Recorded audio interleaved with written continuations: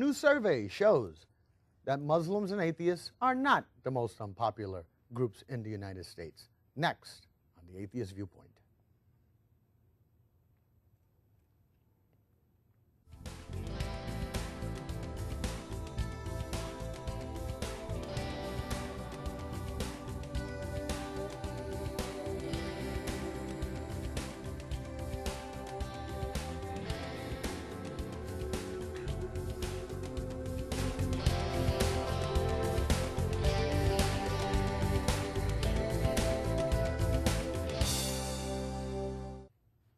Hi, and welcome to another edition of the Atheist Viewpoint, brought to you by American Atheists.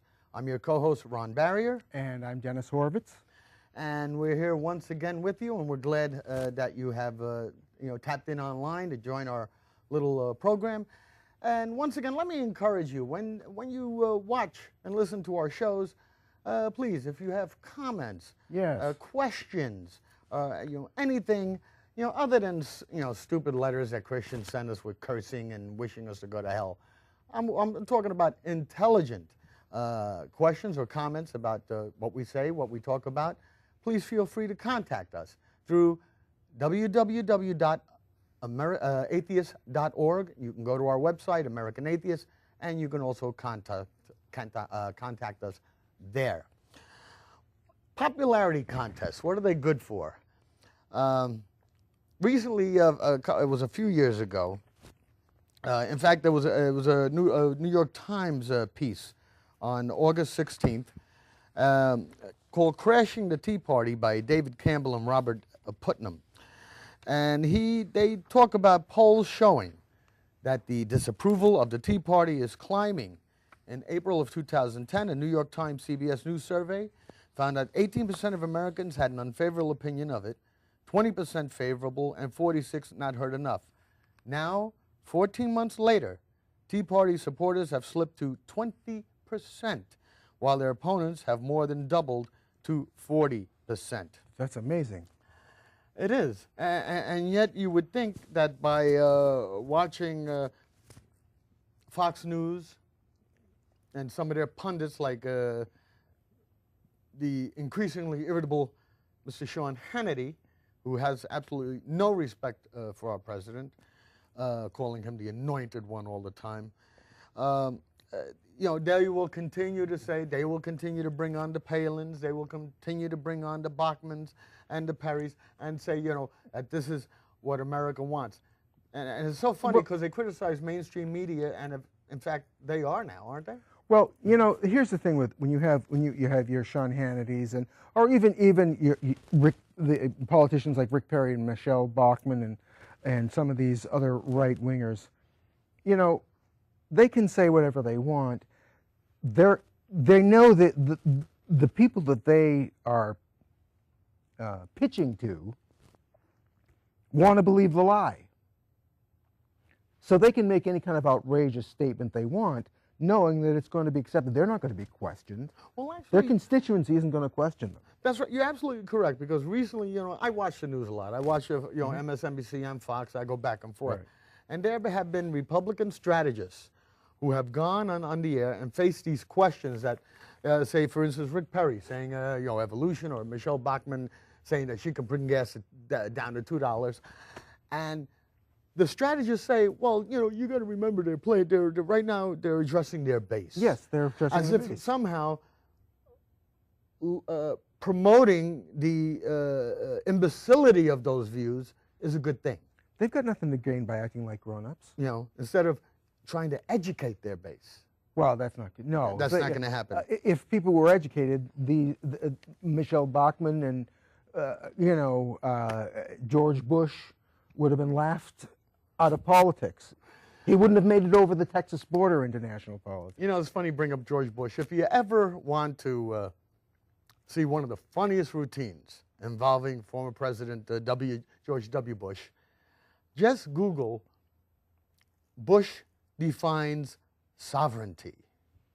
Have you ever seen that one? No.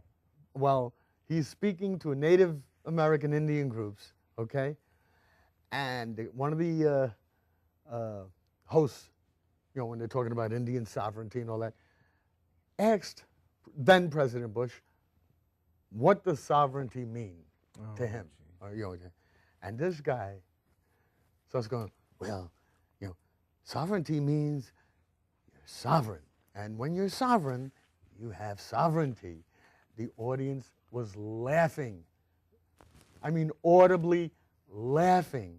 And then he had that blank look on his face, like the other time, one time where he mixed up a, who said fool me once, shame on me, fool me twice? No, fool me once, shame on me, fool me twice. No, fool me once, shame on you. Fool me twice, shame on me? Right, something like that. And you remember who said that? Was it? It's one of those aphorisms, I think. Okay.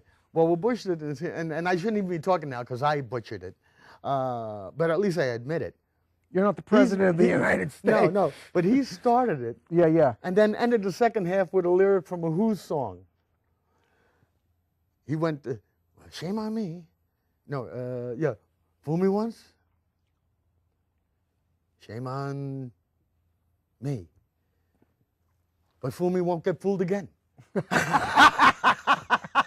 And immediately, the first thing I thought of, and we won't get fooled again. So I got the Who song mixed up with that old saying. But anyway, back to the article by Campbell and Putnam, and then they say, of course, politicians of all stripes are not faring well among the public these days. Congress has a very low opinion. Public has a very low opinion of Congress. 13 or 14% now, yeah, something and like deservedly so, by the way. But in data we recently collected, the Tea Party ranks lower than any of the 23 other groups we asked about, lower than both Republicans and Democrats, even less popular than much maligned groups, and I think unfairly maligned, and we'll get into that a bit, like atheists and Muslims. Interestingly, one group that approaches back it up. They are actually more unpopular than atheists? Yes, and Muslims. The strange and interestingly, one group that approaches it in unpopularity now is also the Christian right. Pat Robertson and his cronies. The strange thing is that over the last 5 years, Americans have moved in an economically conservative direction. They are more likely to favor smaller government, and I favor smaller government, of course, oppose redistribution of income, and favor private charities over government aid to the poor. We're not going to get into that. I'm ambivalent on a few of these things. While none of these opinions are held by a majority, the trend seems to be favor the Tea Party. So why are the negatives so high? Our analysts cast doubt on the Tea Party's origin story. Early on, Tea Partiers were often described as nonpartisan political neophytes. Actually, the Tea Party supporters today were highly partisan Republicans long before the Tea Party was born, and were more likely than others to have contacted government officials. In fact, Republican affiliation is the strongest predictor of Tea Party support today. The thing that bothers me is with these these popularity surveys. So I'm gonna stop at this point because they brought up Muslims and atheists, and it was on the internet as if, wow, Tea Partiers are less popular than atheists. Well, I mean, personally, I like to know why atheists are unpopular. Okay, we don't have organizations that dispatch pedophiles all over the world. Okay. We don't shoot doctors. We don't picket funerals. We don't go after religious groups that they can't build their houses of worship with private money on private land. We do none of those things. Right. If tragedy falls your way, an atheist will help you. But an atheist will not take advantage of the situation to try and convert you to atheism. Right. Okay? And that's another reason, I'll tell you, Dennis, that's another reason why, of course, we have our issues with some of the Jewish groups, the Hasidics and the Orthodox. But for the most part, Jews do not come up to you and say, if you don't convert to Judaism, something will happen to you. No, it's the antithesis of the... Yeah. There are arguments against that point of view as well. The insularity and all that of some. Yes, but they don't. But but at least if you have a group that's elitist and insular, they're not foisting their crap on them, and else. Neither the conservatives, neither the Reformed. Right, neither, it's just not part because having brought up in that tradition, It's not there. None of us in Hebrew school were told to go out and convert the infidel. You know. It's like Robin Williams one time said in a stand-up routine explaining why there were no Jewish faith healers. And he said, could you imagine a Jewish man going up to the rabbi and going, Rabbi, you know, because I have this pain in my shoulder. The rabbi goes, your shoulder, my knee, and my neck have been killing me for years. You think you got problems? And I love Nothing. That. I love that so much. Yeah. But you know, now the Muslim unpopularity, of course, there are two things. Probably most Americans didn't know what Muslims were until the attacks of September 11, 2001. Right. And now, of course, the preface to understanding Islam is fear. Right. You know, that's the framework within they look at Islam. Now, read the Quran. I've read it. It didn't convert me. What I found very interesting was Ibn Warwick's book, Why I Am Not a Muslim, which I'm very proud to have an autographed copy of that he gave to me when he was here in the States and attended an American Atheist Convention a few years ago. But, I mean, the religious, and in this country, when I say the religious, I mean, let's assume, since the majority or 75% of the people are Christian, that we are talking about Christians. I forgot my train of thought, just that moment. Well, you know, something you said about,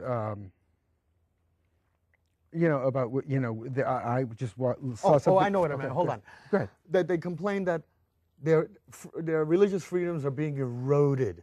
Their religious freedoms are being taken away. And yet, whenever I ask any one of them, what has been taken away from you to prevent you from practicing your faith, they never come up with one. So again, this is all part of this bizarro world that they have in their brain that creates an enemy that's really not doing anything. Yeah. You know, it's, you're talking about the Muslims, you know, because I was, you know, the last couple of days I was looking at something on the internet, I forgot what it was, and somebody was describing how, you know, picking out certain verses, surahs they call them, in the Quran, which basically discuss violence against non-believers and... but the same lines exist in the Bible. Yeah, that's what I'm saying, and it's kind of, I'm kind of torn because, I mean, I'm sure you probably know Muslims, and I do too. And I work with Muslims. Very nice people that I know, and no problem. No problem with them. And when you make sweeping statements like that, you know, I just don't. I think the vast majority of human beings on Earth are just trying to get through, if you pardon the expression, the goddamn day. Yes. You know, yes. I really do. You know, really trying to live their lives with as much peace and happiness as you could possibly muster. Right. Well, you know, I've thought about this for a while with the unpopularity of atheists, and yet, I mean, there's probably not a week that goes by or even a day that goes by where in the news some pastor is either raping or killing or stealing. There's a guy, in North Carolina, just past week, some pastor down there, born-again Christian, you know, he has his website telling how he is now this and he's now that. Well, he just got arrested and for 4 rapes at gunpoint behind his church of different women. Let me say something. About, I guess it's almost 2 years ago, when Dave and I were doing the show together, we devoted at least one show, maybe 2, to an organization called SNAP, which stands for Survivors Network of Those Abused by Priests. And I am a member of SNAP as a supporter. I'm lucky in that I was never sexually abused. Well, you're not Christian. Well, no. Well, actually, rabbis have been getting round up also. So, yes, the point is that this kind of sexual abuse is going on across the board in all faiths, and at roughly the same percentages that happens in the secular world as well. And the argument from the religious side is, Well, I'm sure there are atheists who abuse children also. I'm sure there are. I'm sure there are. But I'll tell you one thing. If they were members or worked for American Atheists, they'd be out on their asses. Yeah. We wouldn't be protecting them. We would call the We authorities. call the police. Yes, of course. Yeah, you're on your own, baby. Yeah. Yeah. Absolutely, without a doubt. Yeah. See, and it's interesting because the two main situations in that for that unfortunate phenomenon is this. The problem is that, again, the Catholic Church, Catholic clergymen, again, are not raping children in any greater proportion than they are in society. But the scandal is not just the pedophiles, it's the fact that they are systematically being protected and not just being protected, but shuffled around where they can go and rape more children. Yeah.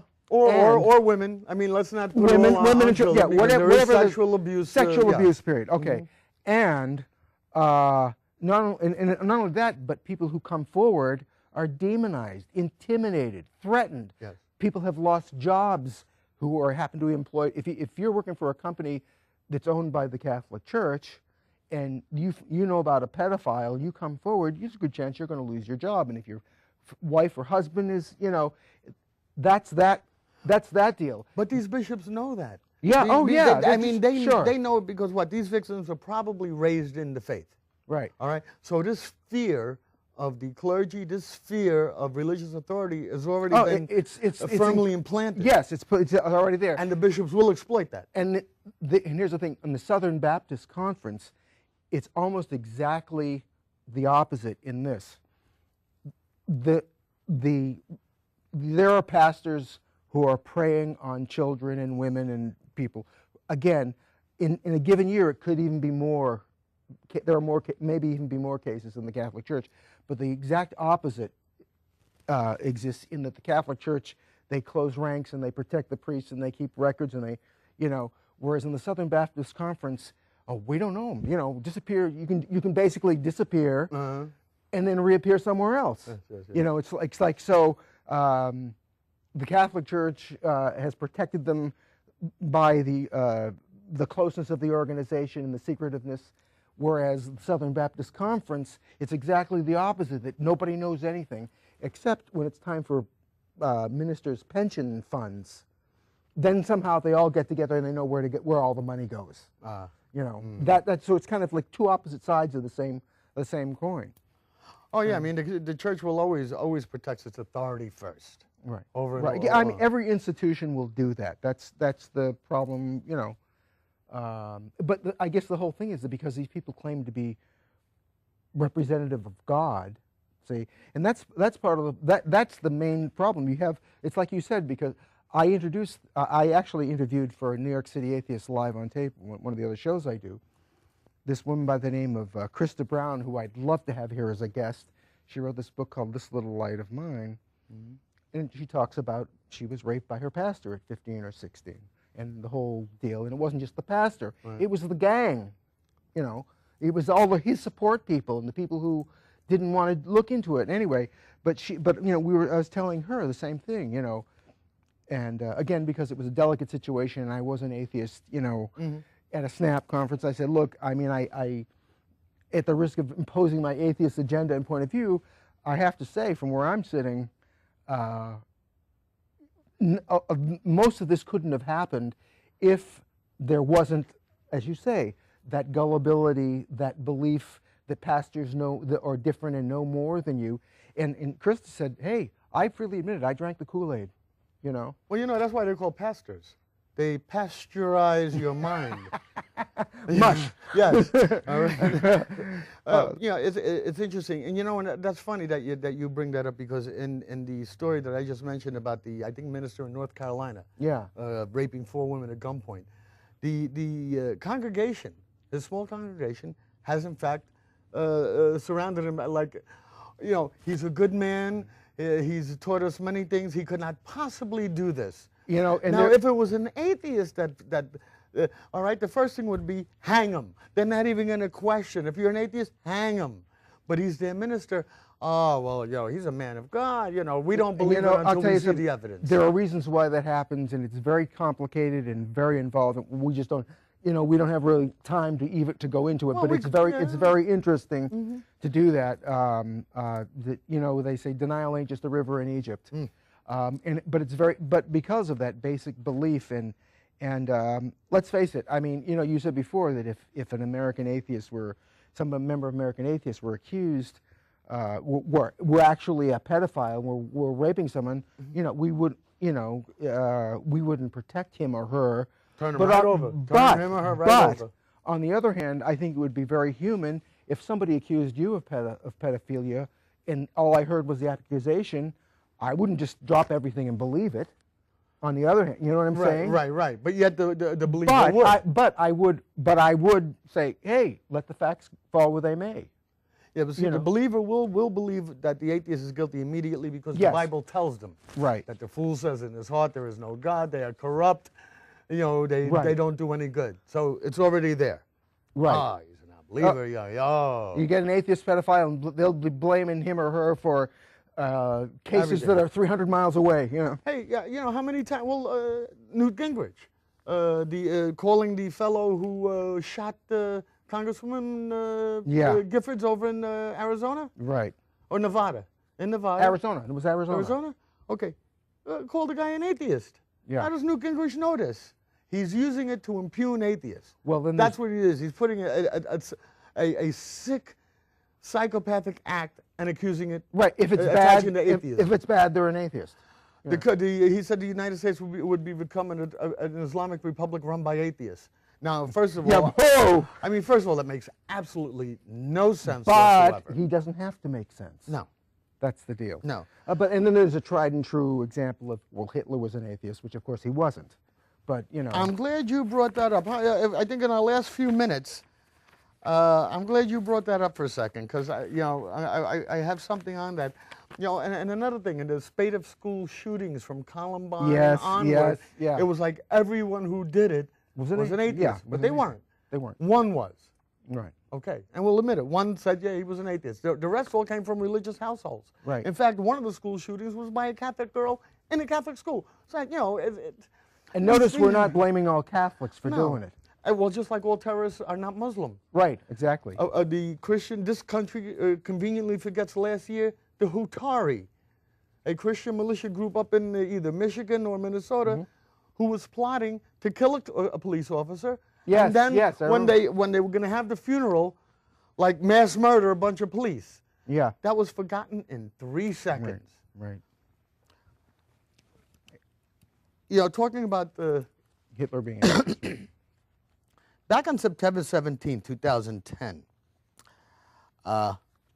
Richard Dawkins, the scientist and atheist, raged at the Pope for tying godliness with the Nazis.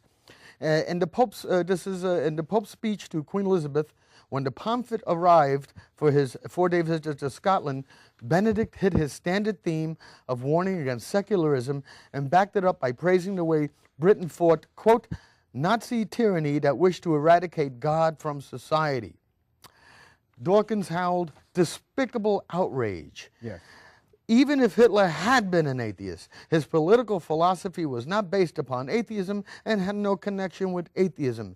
Hitler was arguably, and by his own account in Mein Kampf, a Roman Catholic. Yes. In any case, he enjoyed the open support of many of the most senior Catholic clergy in Germany and the less demonstrative support of Pope Pius XII.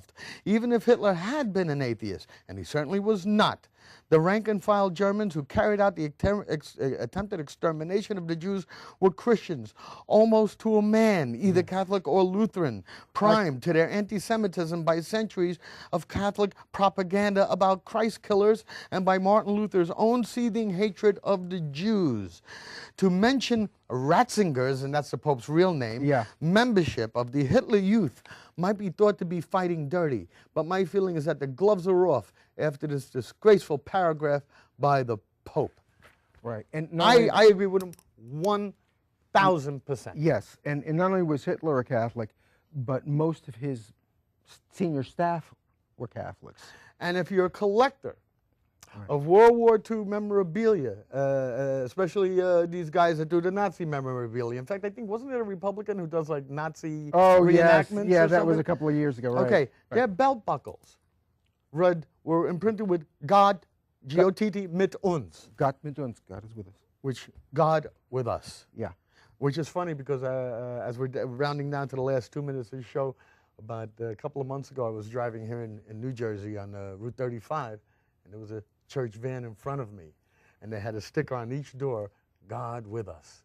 Yeah. The first thing that came into my mind, Uh-oh. knowing history, Yeah, yeah. all right, because yeah. Americans have no concept of history, was God mit uns. Yeah, I'm sure they wouldn't have put it there. They wouldn't have put it there anyway. Well, Um, we're down to our final minute, and that was really stimulating. I'm going to put the blame for this unpopularity and the malignment of atheists on the clergy, because they teach this stuff to the people. They reinforce it.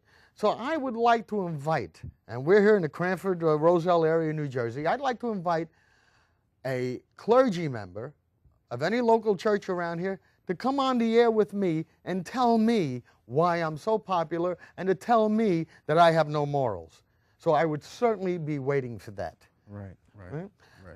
If you have any questions or comments, please feel free to contact the Atheist Viewpoint. You could do it a number of ways. The primary way is to contact American Atheists on our website, www.atheist.org. There you have access to AA News. You have access to American Atheist Magazine, the No God blog put out by the President David Silverman. Yes. And you can also there view Atheist Viewpoint and send us comments or questions that you would like us, maybe topics that you would like us to discuss on the air. So on behalf of American Atheists, I'm Ron Barrier. Dennis Horvitz. And we thank you once again for viewing and joining us on the Atheist Viewpoint. Good night, till next time. Bye-bye.